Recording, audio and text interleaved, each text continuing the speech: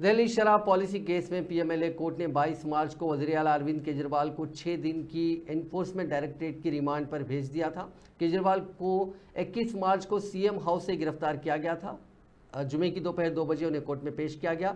इधर हफ्ते की शाम को केजरीवाल के वकील ने एनफोर्समेंट डायरेक्टरेट की गिरफ्तारी और निचली अदालत के रिमांड के फैसले को दिल्ली हाई कोर्ट में चुनौती दी। वकीलों ने कहा कि दोनों फैसले नाजायज़ हैं, केजरीवाल रिहाई के हकदार हैं। हमने कोर्ट से 24 मार्च तक सुनवाई की मांग की। हफ्ते की दोपहर केजरीवाल की बीवी सुनीता ने वीडियो मैसेज में केजरीवाल का एक मैसेज पढ़कर सुनाया। वहीं आम आदमी पार्टी के वर्कर्स ने काफ़ी एहतजाज किया है। इस सिलसिले में रियासती वजीर आतिशी ने दावा किया कि उनकी पार्टी दफ्तर को चारों तरफ से सील कर दिया गया है। उन्होंने कहा कि लोकसभा इंतखाबात के दौरान किसी कौमी पार्टी के ऑफिस में लोगों की एंट्री कैसे रोकी जा सकती है। हम इलेक्शन कमीशन में इसकी शिकायत करेंगे।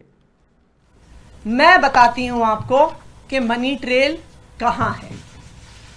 ये है मनी ट्रेल, शरद चंद्र रेड्डी की कंपनियों द्वारा दिया गया इलेक्टोरल बॉन्ड्स में भारतीय जनता पार्टी के बैंक अकाउंट में पैसा।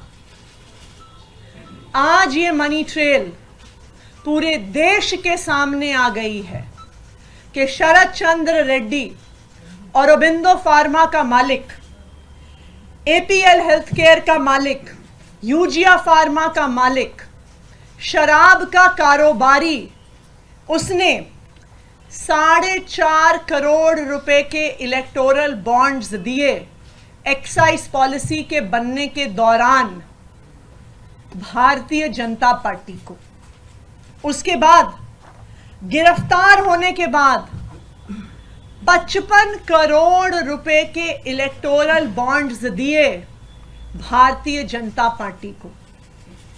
तो जिस मनी ट्रेल की पिछले 2 साल से तलाश हो रही थी,